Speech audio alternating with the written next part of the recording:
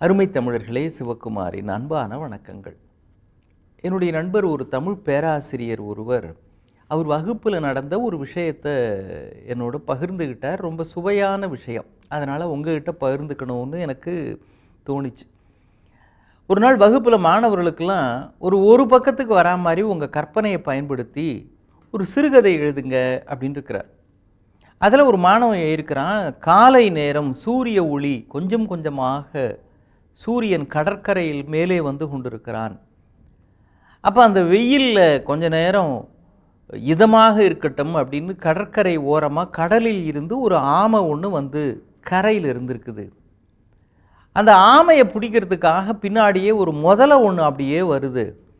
அந்த முதலை வருவது சத்தம் தெரிஞ்சு இந்த ஆமை வேகமாக தப்பிக்கணும் அப்படிங்கிறதுல முயற்சி பண்ணி பக்கத்தில் இருந்த ஒரு மரத்து மேலே இந்த ஆமை ஏறி விட்டது. ஆமை ஏறுகிறதே தவிர இந்த முதலையினால் மரத்திற்கு ஏற முடியவில்லை அப்படின்ற காரணத்தினால முதலை ஏமாந்து போய் திரும்பி விட்டது. பலவீனமானது கூட முயற்சி செய்தால் தப்பிக்கலாம் என்பதை இதன் மூலம் புரிந்து கொள்ள வேண்டும் அப்படின்னு அந்த பையன் எழுதியிருக்கிறான். இதோ அவனுக்கு தெரிஞ்ச வகையில் இந்த பேராசிரியர் உடனே அவனை கூப்பிட்டு, தம்பி, இது பலவீனமானது கூட முயற்சி செஞ்சால் ஜெயிச்சிடலாம், பலமானதனிடமிருந்து தப்பிக்கலாம் அப்படின்ற அந்த கருத்து நல்லா இருக்குது. ஆனால் இதில் லாஜிக் இடிக்குதேப்பா அப்படின்னு இருக்கிறார். என்ன சார் லாஜிக்குன்னு? இந்த முதலைக்கு மரம் ஏற தெரில அப்படின்னு எழுதியிருக்கிறப்பாரு. முதலைக்கு மட்டும் இல்லைப்பா, ஆமைக்கு கூட மரம் ஏற தெரியாது, லாஜிக் இடிக்குதேப்பா அப்படின்னு இருக்கிறார். இவன் சொன்னால், ஆமைக்கு மரம் ஏற தெரியாது தான் சார், ஆனால் எப்படியாவது முதலைகிட்டேருந்து தப்பிச்சே ஆகணுங்கிறப்போ ஆமை கூட மரத்து மேலே ஏறிடும் சார் அப்படின்னு இருக்கிறான். இதில் நிறைய லாஜிக் இடிக்குது. கடலில் முதல்ல இருக்குமா, அப்புறம் முதல்ல வந்து ஆமையை பிடிச்சி என்ன பண்ண போகுது? ஆமையை பிடிக்கணும்னா அது கடல்லையே பிடிச்சிருக்கலாமே, அதை விட்டு ஏன் கரைக்கு வந்த ஆமையை இது துரத்திக்கிட்டு வருது? கடற்கரைக்கு பக்கத்தில் ஒரு மரம் இருக்குமா, இந்த ஆமைக்கு மரத்தில் ஏறி தப்பிக்க முடியுமா? இப்படிலாம் நிறைய கேள்விகள் தோணும். ஆனால் அந்த பையன் அவனுக்கு தெரிஞ்ச வகையில் ஏறிக்கிறான். அந்த பையன் சொன்ன பதில் தான் பிரமாதம்.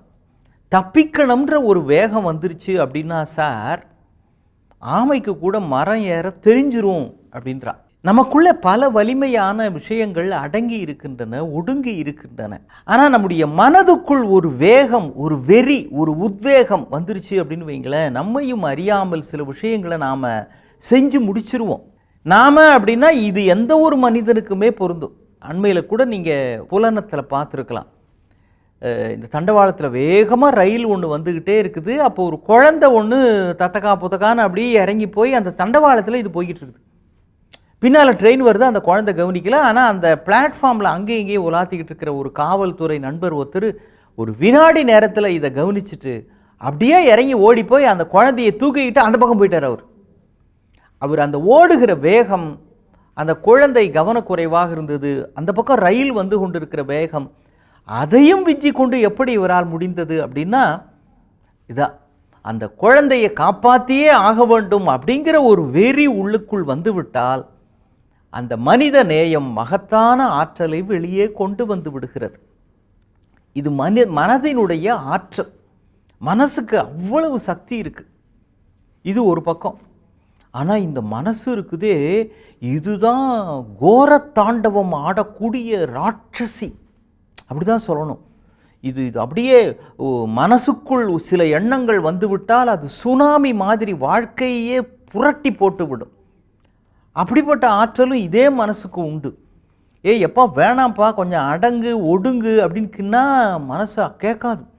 அது வெறி கொண்டு சூறை காற்று மாதிரி அப்படியே எல்லாத்தையும் சுருட்டி எடுத்துக்கிட்டு போகுது. அப்படிப்பட்ட வலிமையும் மனசுக்கு உண்டு. அதனால தான் பாரதி சொல்கிறான், மனசு சொல்கிறத கேட்காத, அறிவுதான் ராஜா அப்படின்னா. எது? அறிவுதான் ராஜா. ஒவ்வொருத்தருக்குள்ளேயும் ரெண்டு விஷயம் இருக்கும்ல, மனம்னு ஒன்று, அறிவுன்னு ஒன்று. அதாவது பிறக்கிறப்போ நம்மளாம் உடம்பும் உயிரும் சேர்ந்து தான் பிறக்கிறோம். பிறந்த குழந்தைக்கு மனசும் கிடையாது, அறிவும் கிடையாது. அது வளர வளர தான் இந்த உயிர் இரண்டாக தன்னை பிரித்து கொள்ளுகிறது. மனம்னு ஒன்று, அறிவுன்னு ஒன்று. மனசுன்னு எங்கேயாவது ஒன்று இருக்கா? தமிழ் திரைப்படங்கள்லாம் நீங்கள் ஒரு காட்சி பார்த்துருக்கலாம், நீயே மனசுக்குள்ளேயே இருக்கிற, எப்போ பாரு என் மனசுக்குள்ளேயே இருந்துக்கிட்டு என்னை அப்படியே ஆட்டி படைக்கிறாய்ன்னு. உண்மையிலேயே இந்த இடம்ன்றது மனசே கிடையாது. அது இதயம். அது ரத்தத்தை அப்படியே உடம்புக்கு தேவையான அளவுக்கு பம்ப் பண்ணி தருகிற ஒரு பம்பிங் ஸ்டேஷன், அவ்வளவுதான். இந்த மனசில் இருக்கிற அப்படின்றத ஆக்சுவலாக இந்த மூளையினுடைய எண்ண ஓட்டங்களில் இருக்கிறாய் அப்படின்றத தான் குறிக்குது. அப்புறம் ஏன் அது மாதிரி இதயத்தை தொட்டு காட்டுறோம் அப்படின்னா, ஒரு குறிப்பிட்ட காலகட்டம் வரைக்கும் மருத்துவ உலகமே எண்ணங்கள்லாம் இங்கேருந்து தான் தோன்றுகிறது அப்படின்னு நினைத்ததன் விளைவு தான் நீ இங்கே இருக்கிற, இந்த இடத்த விட்டு போயிட்ட, இப்படிப்பட்ட பஞ்சு டயலாக்லாம் வருது. இப்போ பாருங்க, இந்த மனம்தான் பல்வேறு வகையில் மனிதனை ஆட்டிப்படைத்தாலும் கூட அறிவுதான் ராஜா. அறிவுதான் நம்மை நல்வழிப்படுத்தும். அல்லது நல்வழிப்படுத்துவதாக எது உங்களுக்குள் இருக்கிறதோ அதுதான் ராஜாவாக உங்களை நல்வழிப்படுத்த வேண்டும். நான் சொல்லலைங்க, வள்ளுவர் சொல்கிறாரு, நன்றின்பால் உய்ப்பது அறிவு. தப்பான விஷயத்தை நோக்கி இழுத்துக்கிட்டு போகுதா, நம்பாதீங்க, அது அறிவு அப்படி சொல்லலை, உங்கள் மனசு அப்படி சொல்லுது.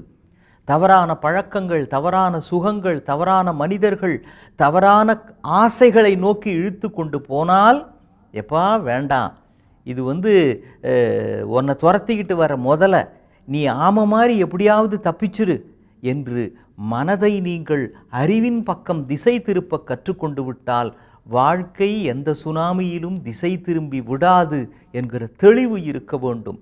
காரணம், நன்றின்பால் உய்ப்பது அறிவு. மீண்டும் சந்திப்போம். வணக்கம்.